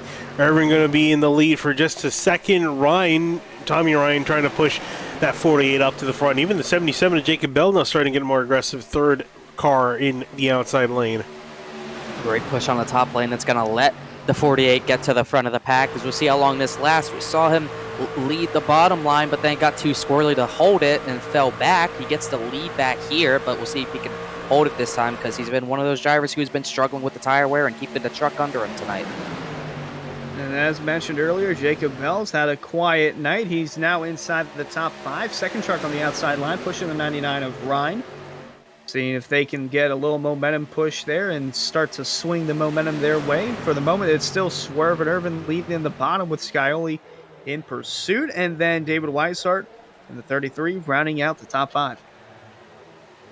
Field rocketing back to the start-finish line. Paul Irvin going to lead yet another lap. James Scioli in behind him with David Weishart in behind those two as they continue on going side by side Still waiting to see when we see guys starting to make it 3 wide. We've seen a few guys attempt it earlier with some mixed success. Somebody argued it's still a little bit too early for that, but the lap's starting to tick down with just over 40 to go. The only person I see peaking to try to go 3 wide, it's always the 67 of Cameron Hurd. He hasn't made his way up there, which isn't surprising with how clogged these lines are, but he's definitely still looking. If the move starts to formulate, he's likely to take it. He's up 19 spots on the day and trying to make it more. Garrett Grant right in front of him, he's up 22 spots, I believe. Oh, car in the wall out of turn 2. That was Jeff Ryan in 37. He gets out of the way. He was getting lapped, that solves actually. that issue. Yeah, I was going to say, he was the lap truck in front, so it's not an issue there. And it looks wreck in the back. Car trying to spin. That's Shane Wolf spinning. That was caused by Jeff Ryan checking up the second pack as he comes to a sliding stop. Still green, though, as he spun off the racetrack. Take a look at what happened to him. Bad day gone worse for the number 2. Yeah, Up there's high. Jeff Ryan. That is Jeff Ryan. That's the 3 I don't think is correct. It is 37, but the checkup was just too great to handle for the 2 machine. Yeah, just the wrong place at the wrong time for the 2 is Shane Wolf, and just going to get the truck woe down as now he might be out of the way here as the 99 of Ryan probably led that lap. He still got the 77 pushing in hot pursuit, but it's getting close up here towards the front. Almost some 3 wide moves being made in the back there you see with Simon Fine in the 45. Yeah, I see some guys having a peek to that outside lane. And 46 of Garrett Grant, Cameron Hearn. Yeah, my bad. It was the 46 of Grant. Yeah, I was gonna say I was a bit confused there for a second. Whoa, Colin Famro slowing off the pace. He's just kind of running around. Imagine how miserable it is for him out there. 3 laps down in 31st. Still has some lap cars he can pass. First car a lap down is 24 James Coey. At the moment he's actually battling with Logan Hartman for that spot. Hartman, though, we can see way off the pace. He's by himself. Yeah, Fambro just has to survive and get what he can. He's not a winner. 25 to the good coming into tonight, but still needs every point he can. Can't really rely on just getting lucky. Just got to fight for what you can, even when you are maybe 30 miles per hour off the pace. A little dangerous, but you got to do what you got to do. Speaking of dangerous, they're trying to get a 3 wide here in the back. We got a camera right on it. Garrett Grant and Cameron Hearn, they almost did it over there in 3 and 4. Got close to doing it again on the quad oval. Lap truck in front of the leaders, pulling low on the apron. Shane Wolf getting out of the way. Splendid. Yeah, lap truck's nicely pulling over for now, just trying to get the race going. Just under 40 now, laps to go. Ooh, and there's Martin with a bit of a look, I think, just trying to get some clean air, maybe some overheating. And that's actually the other thing we have to talk about is how bad's the overheating, the situation when it comes to temps, engine temps. Are these guys going to be struggling a little bit, or is it not too bad? I don't think the guys maybe 10th on back are going to be struggling because you're really not going to want to be on someone's bumper all around the track. And if we end this race on older tires, I don't think it'll be an issue either. But I'd say the guys at the front, like James Scioli, for example. Did I say James Scioli? Yes, that's correct. I thought I said the wrong name for a second. But Scioli and Bell, those guys who are on the bumpers of Ryan and Irvin, those are the ones I'd be concerned about. But right now, I don't think it's anything to think about. Oh, tight towards the back half of that top 10. It looked like the silver truck of Slaughter trying to make it 3 wide there in the back. You said maybe 20 to go we'd see people looking. It's 40 to go and people are trying to get to the front already. Oh, and now looking on the outside is the 7 of Scioli. He's going to take Here goes Grant. Of Swerve Irvin. That was close. Garrett Grant tried the middle there. Sorry to cut you off. He tried it, just couldn't make it work. Still trying to figure out a way around the 11 of Jordan Martin, whether it's inside or middle for the 45 of Grant. That is yet to be determined, but Jordan Martin mentioned he was running inside the top 10. Oh, here we go. Uh-oh. Nope. They're trying to find a way. They can't seem to find it, but the 11 of Martin was running inside the top 10 at the white flag last night, got caught up in a massive wreck, and ended up didn't get in the finish that he wanted, trying to get the right finish tonight as the 7 and the 48 are side by side for the lead. Oh! Irvin on the bottom. He saves the truck on the apron. I can't believe what I've just seen. They will not wreck. At least he won't. He refuses to wreck no matter how much he slides. I think he hit the apron. I think that's what caused it. As we see him go through turn 2 here, he will stay in the pack. Let's see what happens. Yep, hits the apron, and It gets back on it. At that point, he's just turning left to stay out of the pack, which is smart on his part. He stays out of the pack and saves a truck. That's unbelievable. Oh, my goodness. Oh, they're wrecking again. Garrett Grant's around. A few more drivers involved. Seidenfaden got it. And this is ridiculous. How have they done this again? And 10 trucks or so are going to be out of the pack, starting with Eric Weiland now. But once again, they refuse to wreck. Taking a look at Garrett Grant, who seemed to be the epicenter of that. Ooh, he got into Cameron Hearn and then had to check up, got turned by the 6 into Chris Seidenfaden. And yeah, somehow, wow, Matthew Bell's doing a great job at avoiding that. And what that's done is that's put those guys closer to maybe the second pack. A number of drivers back there now that are going to catch up to them that benefits them. I can't believe that. I just don't believe it. Someone who can't believe it either is David Weishart. He's going to take advantage of that, and now he'll be leading that bottom line as they're getting squarely in the middle of that lead pack still. That was Roderick who almost went for a slide. Well, I can believe it because it happened last night, and I still can't believe it because it's happening again tonight. I mean, they will not wreck. They can't do this for the rest of the race. They cannot do it. There's Eric Weiland over in 15th leading this group of cars. Haven't talked about him too much. He was up front, then he dropped to the back, and he's kind of been riding around the field ever since. But look for him to toss his name in the hat for the win here in the next 30 laps or so. He's going to need a lot of help to get himself back up to the front here, unless this group with Tinch, Bell, Hurley, and Abby as well. You can see just running in the back. All 5 of them, they can try to find. Oh, Jordan Martin sliding. They really don't want to wreck. This is ridiculous. I thought he was going to slam the dogleg wall, but got squirrely again. I wonder if that was off the bumper of Slaughter or what here, but that looked like a wreck too. Changes the game. Only 14 trucks in the pack as we see the replay here. Oh, yeah, he definitely got turned by Brad Slaughter there for a second. Yeah, I had to check up for the truck in front of him, and I don't think the 8 got the memo. Was trying to get up towards the front. There, just that little bump. That's all it takes.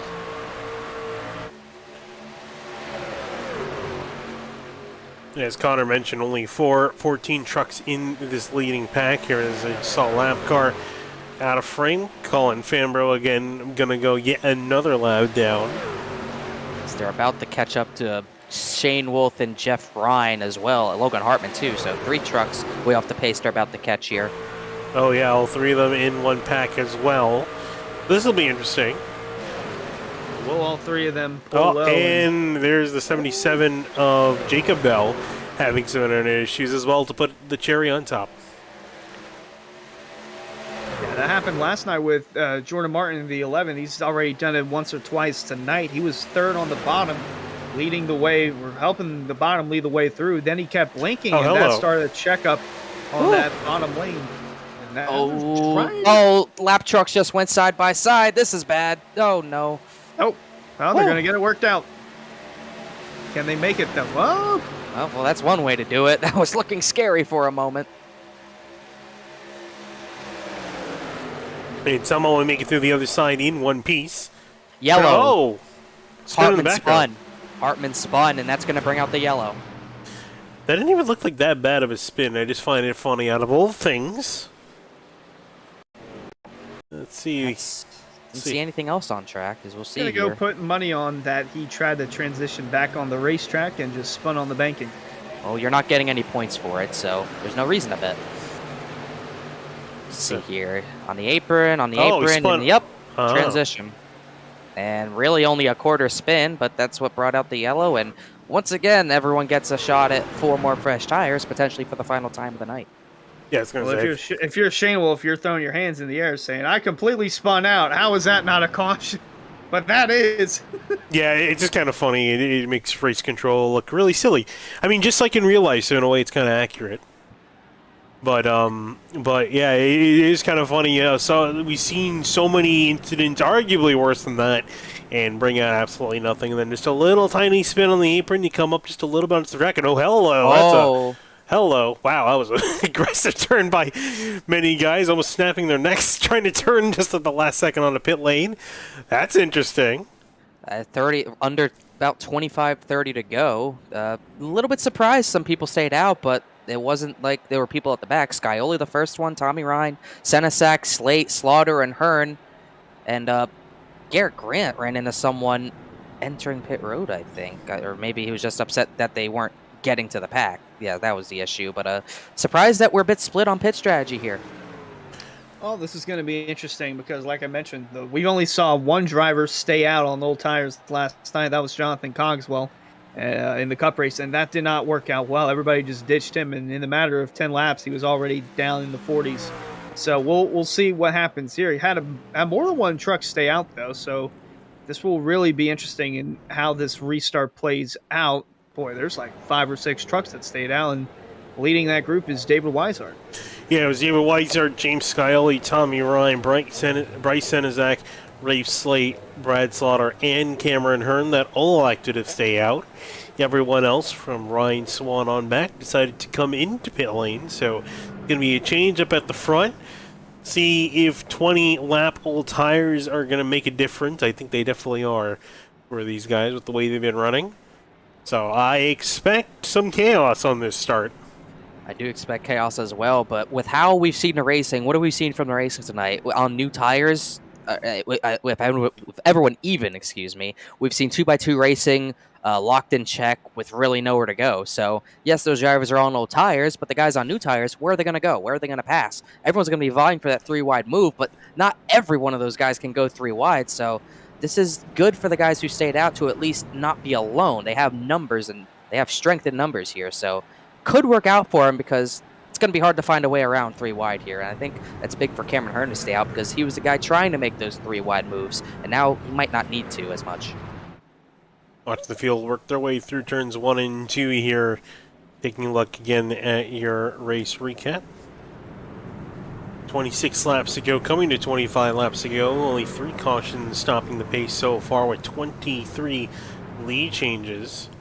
It's been a really solid race so far here, and some pit strategy up near the front. Guys selecting to stay out. 7 drivers, in fact, electing to stay out. Everyone else coming in for fresh Goodyears for some fresh rubbers. Is that going to make the difference, guys? Do we think so? Do we think not? O'Connor, you said it wasn't going to make much of a difference. Hunter, what do you think? I think the fresh tires, we'll start to see someone make an aggressive move trying to go 3 wide with fresh tires, and I don't think it'll work out quite well. Yeah, I'm kind of leaning towards that. I think we're going to see some guys just use their tires up a little too well against some of these guys in the front with older tires, and I think we're going to see a massive crash. When that'll happen, I don't know, but I think we're going to see one of these next 25 laps. We'll see, though. They can prove me wrong. They've wrecked so many times and not brought out the yellow somehow. I think they'll prove me wrong here. Pace car's in, and David Weishart's going to lead him back to the green.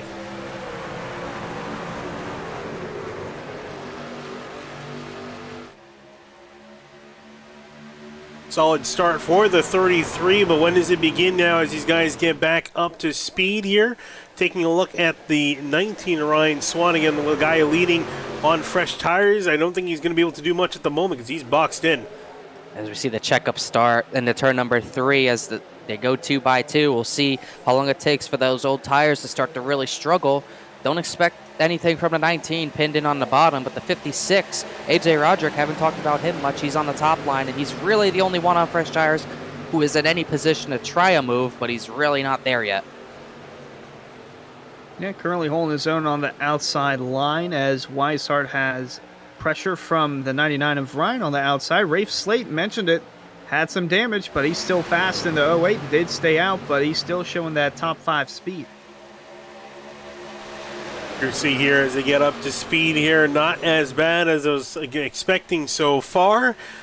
I think those guys in behind are going to have an advantage, but I think that track position was definitely worth quite a bit for some of these guys to get themselves to the front here so far. Nowhere to go for the 19 or the 56 leading the charge on the fresher rubber here as they just got over 20 laps to go, soon to be under 20 laps to go. It's all about who makes the first move. It's all about who's first on 4 tires and who wants to make that move, who wants to risk it. Right now, none of them are really seeming like they want to make any sort of move, but someone's going to have to bite. You can't just run in 9th place for the rest of this race and be content with that on fresh tires. Sooner or later, something's going to happen, and we're coming very close to only 20 to go. Something's going to happen soon, Hunter.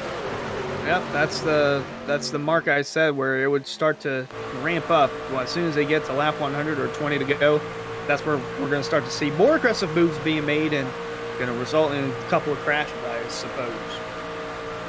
Looking on the back of David Weishart leading the charge for everyone. And I think I see someone going 3 wide for just a second. Looks like they're back to double file. Still waiting on seeing that 3 wide action. I think if you're going to go 3 wide, I guess now is really the time to do it here. With the laps winding down, question is, can you even do it? Is it even possible to maintain? Gotta watch Jordan Hurley. He's blinking, but I don't know. It's gonna be difficult to make that 3 wide move. If you're gonna do it, you kind of have to hope you have room middle to do it. Ryan sideways on the top lane, but gets it going. It's gonna be so hard to make that 3 wide move work with the run on the top. It works better in next gens with the big runs you get, but I don't think you can do it with the trucks. With how you're gonna struggle to have any draft up there, and you might get squeezed into the wall. So it's risky to do it in the middle too, but I just think you got to find something different to do here. It's going to be tough. Boy, quite a bit of trucks blinking out. Jacob Bell, again, you mentioned the 5 of Hurley blinking out as well. Don't know if that's going to create an issue on the bottom. He is being told to park it here, or at least get out of the way. Not park it, but he's going to be forced to pretty much duck out to not cause an incident with his internet, which is a smart move there as he gets out of the way. That's really unfortunate, especially at these kind of races, because you really can't do anything except drop to the back of the pack. So there's Jordan Hurley losing a lot of his spots, is running inside the top 20 before that. It's going to have to be put back in 27th. Back up near the front, though, still double file, and it's looking more and more like the guys who stayed out made the right call. James Shane Wolf, his internet drops out, so the 5's not the only one having issues, but the only issues for the guys on 4 tires, the guys on no tires ahead of them, as still really no clear-cut favorite at the front. Tommy Ryan does get a nose, actually a full truck width ahead of the 33, but is not going to be able to maintain it. 33 strong on the bottom. The pushing is pretty much dead even here, and there's just no room for that move yet.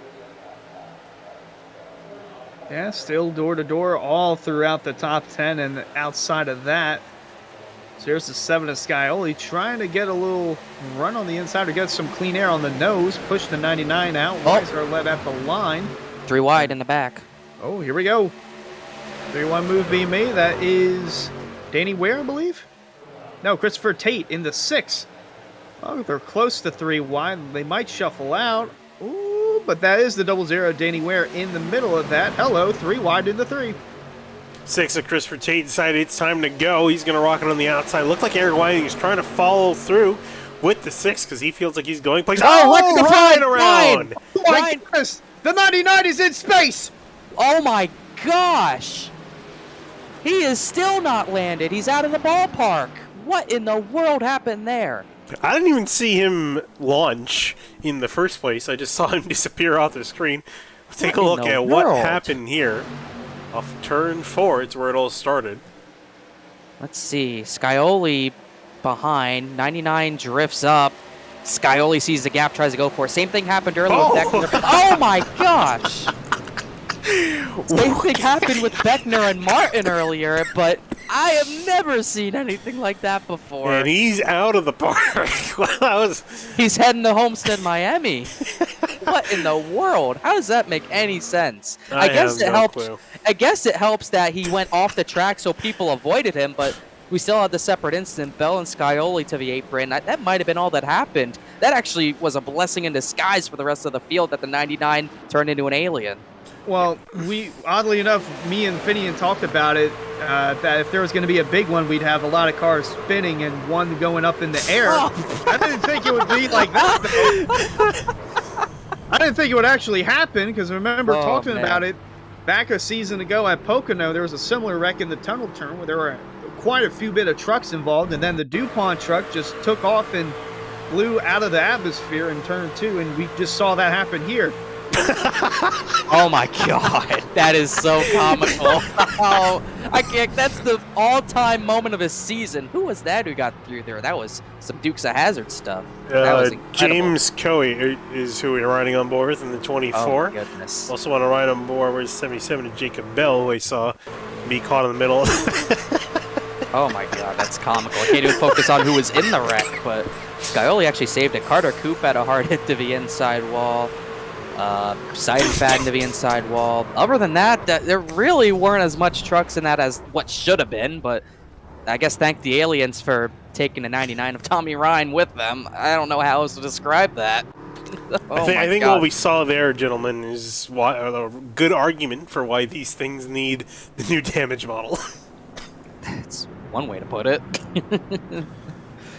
But as we were talking about, that was caused by the same thing we saw earlier with Travis Beckner and the 0-1 of Dwight Beverly. One driver slides up, the guy behind thinks he has the gap to go for it, but the gap closes and there's no time for anyone to react. So not the first time we've seen it. It might not be the last time we see it with how aggressive everyone's trying to get. Scioli saw his way to the front, tried to take it, just closed up.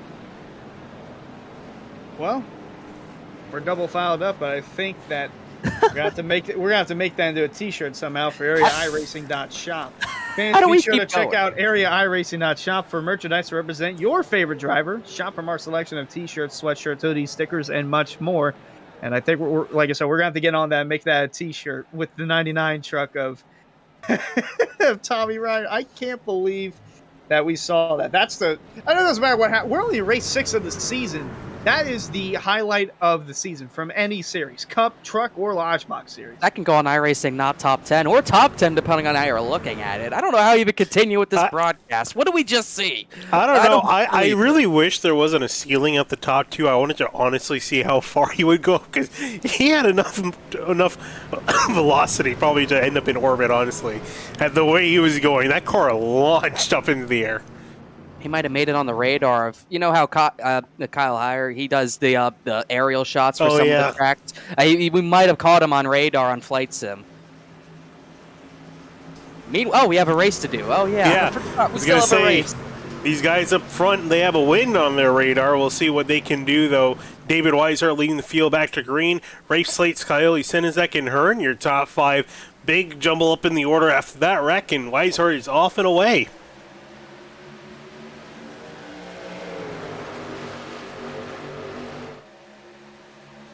And immediately seeing James Scioli, Rafe Slate jump to the bottom lane here as everyone's getting back up to speed.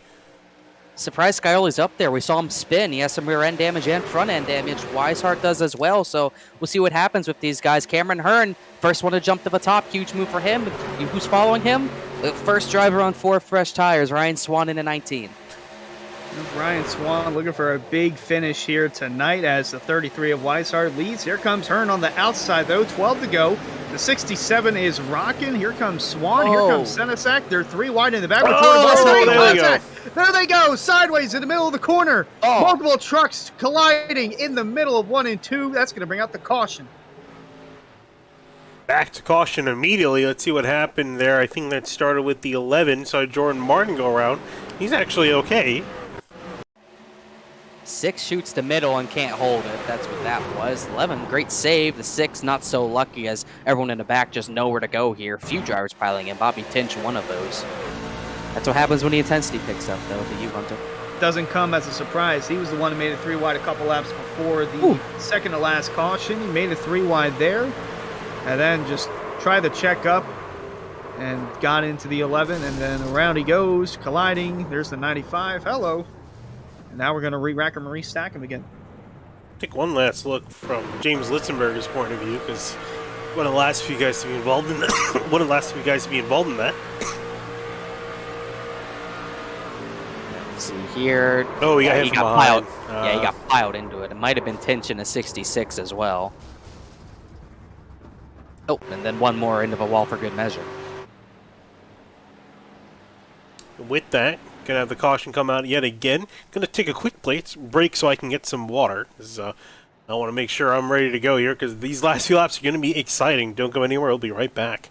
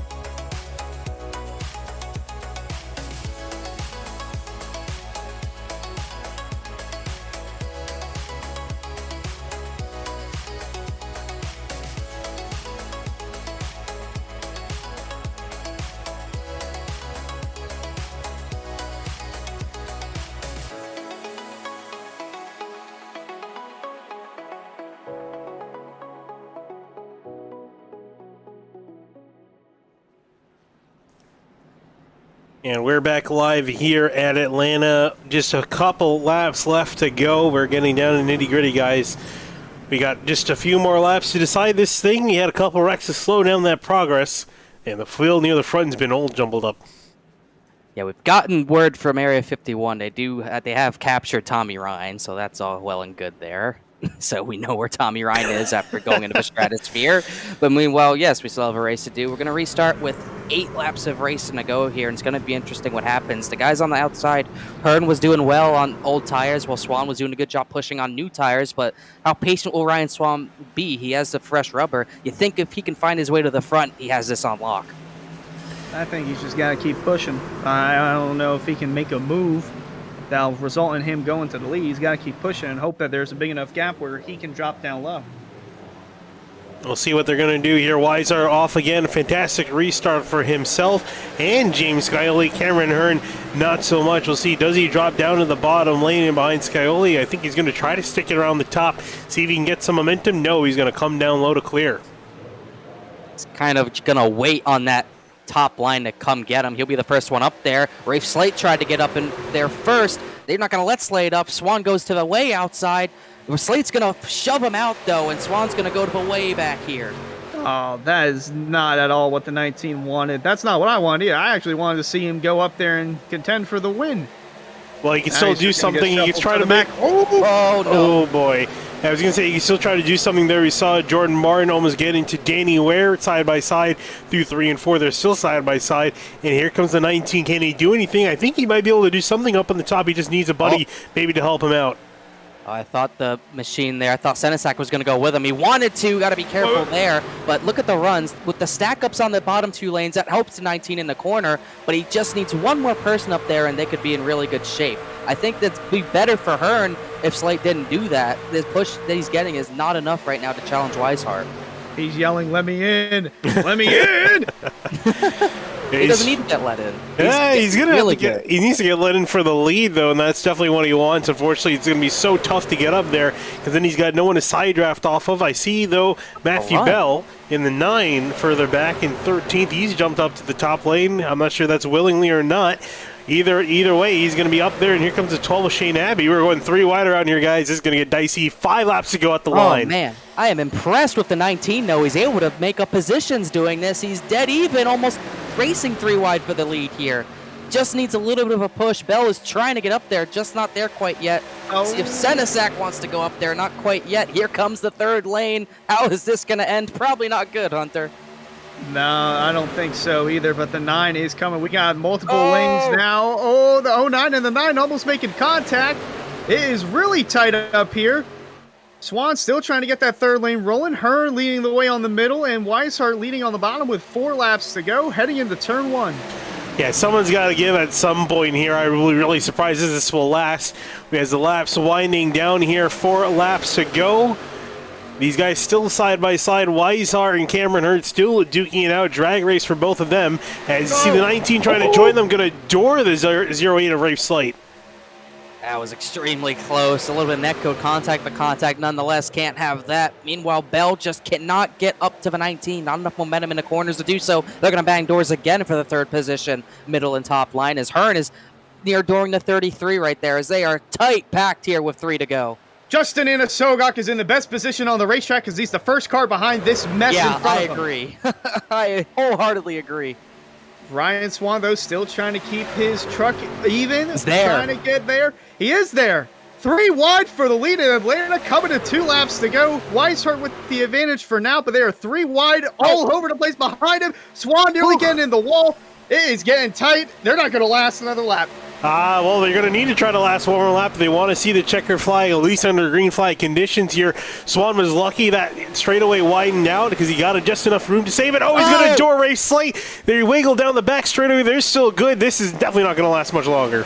That was Slate there, and that really hurts the 19. He's got big damage now. It's going to hurt that top line with what they had. Meanwhile, Weishart doesn't care. He gets clear for the race lead. They're dooring, but they keep it straight. We're going to get there. White flag in the air one final time around Atlanta. Weishart, can he bring it to the checkered flag first? Here comes Hearn on the outside, and they're Oh, this is getting so close for you. Here they come down the backstretch for the final time. Let's see what they can do. Wreck in the background, I think. Yeah, wrecking off a turn 2. Drag race for the guys up near the front. Cameron Hearn, James Scully, David Weishart all racing off into turns 3 and 4. Weishart in the lead. Can Scully make a move? Can Cameron Hearn make a move off of turn 4? It looks like no one's going to get there in time. It's going to be Weishart that wins here at Atlanta. Oh my goodness, what a finish, and as far as the front pack's concerned, a clean run to the end, where we didn't think that was possible, 3 wide, let alone 2. Incredible stuff, and great job from Weishart and Scioli, giving the 33 the push when it mattered most, and David Weishart is in victory lane, finally, in the area series. Man, oh man, 7th place finish there for Ryan Swan, but that doesn't show the effort that he put in that last restart. It looked like he was going to get shuffled out of line and dropped to the back. He kept his foot in it, and man, oh man, he fought hard for that 7th place finish. So props to Ryan Swan for being able to stay in it as long as he could. Yeah, really solid job by everyone involved. I'm genuinely amazed we didn't have a wreck there at the end. We got 3 wide action for a couple laps. Incredible 3 wide action for a couple laps. And, well, it's a man with 2 threes on the door that's going to take home the checkered flag. Weishart burning it down. Deservingly so as well at the front the entire race. The favorite throughout. And once again, 6 races, 6 different winners, I believe, for this series, which is just really huge. As Weishart, he was the best on points coming in tonight, and no worrying about what could happen with other different winners now. Solidly into the playoffs with that one. Yeah, definitely well earned for him. James Scully, Cameron Hearn finishing 2nd and 3rd.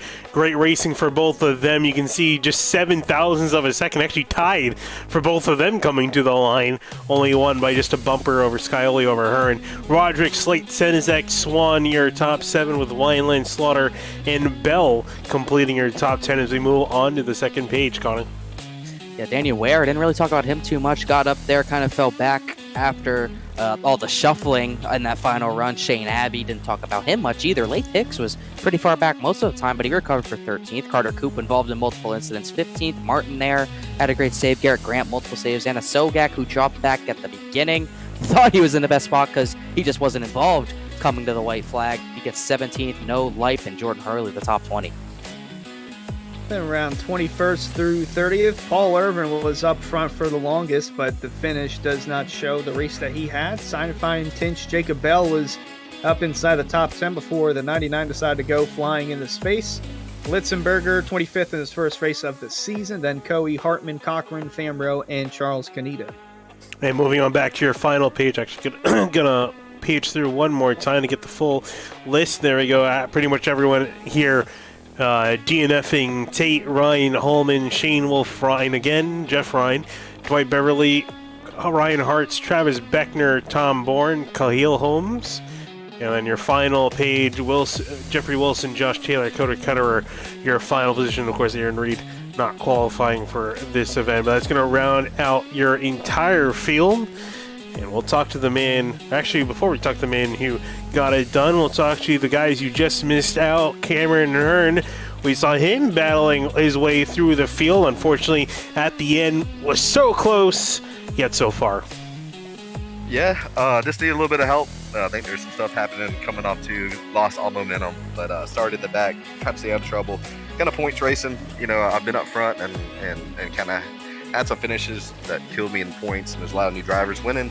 So I was points racing, trying to stay out of trouble, but a podium is awesome. Have a chance at the win is what you hope for. Yeah, and Cameron, I mean, you know, looking at the rest of this race, is there anything you felt you could have done different, could have done better near the end, or did you pretty much feel like that was the best you could have given it? I think that was the best I could have done. I was so reliant on the guy behind me pushing me. And when they got 3 wide and Swan was on the outside, which is awesome, I think he made it work like 5 or 6 laps, which is what I was trying to do midway through the race, but I didn't feel comfortable doing it, so I didn't do it.